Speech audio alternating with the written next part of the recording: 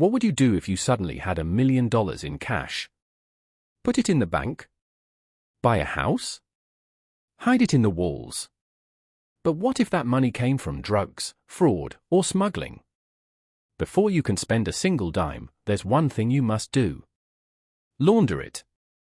Money laundering is a global game of cat and mouse, played by cartels, criminals, and corrupt officials.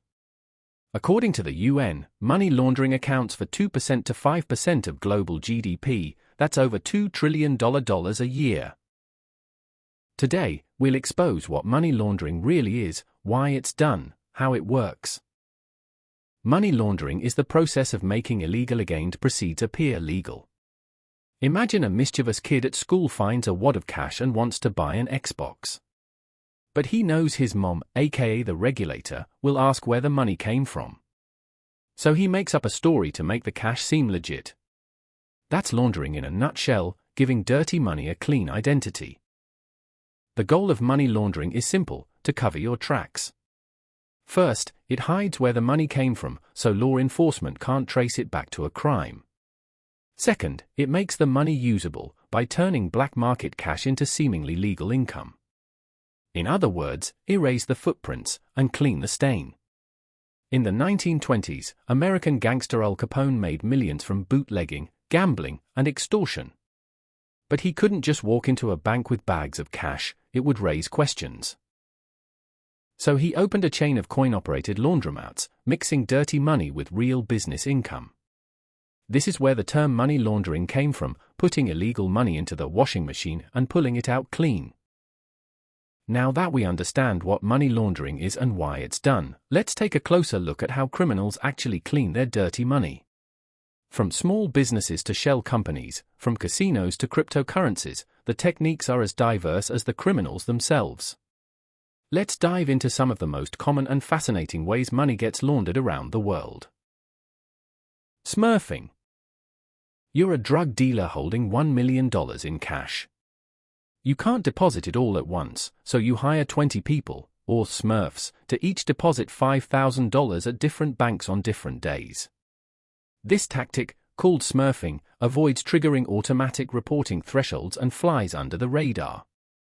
It's like laundering by 1,000 paper cuts. Casinos and the clean chip trick. In 2017, at the River Rock Casino in Vancouver, VIP guests walked in with duffel bags full of cash.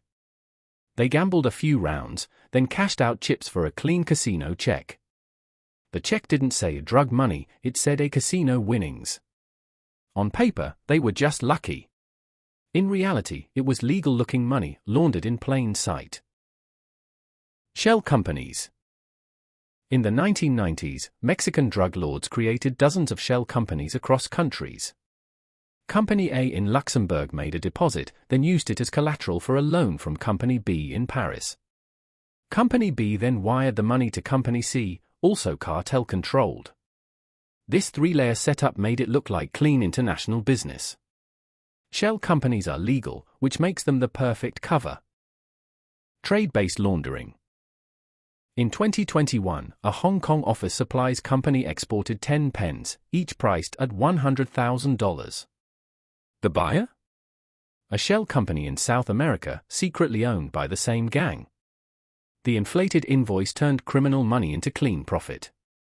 With proper invoices, customs declarations, and shipping records, it all looked 100% legal. Real estate laundering.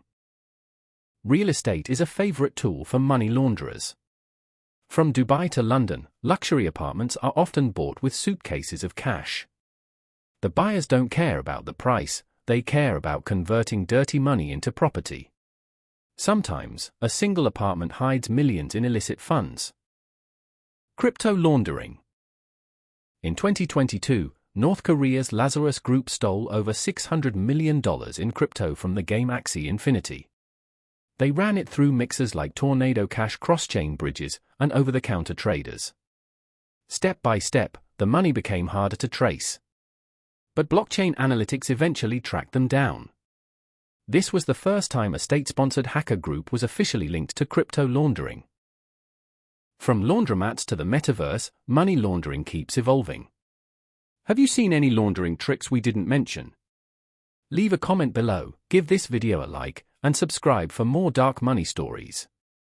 Next episode, we go even deeper.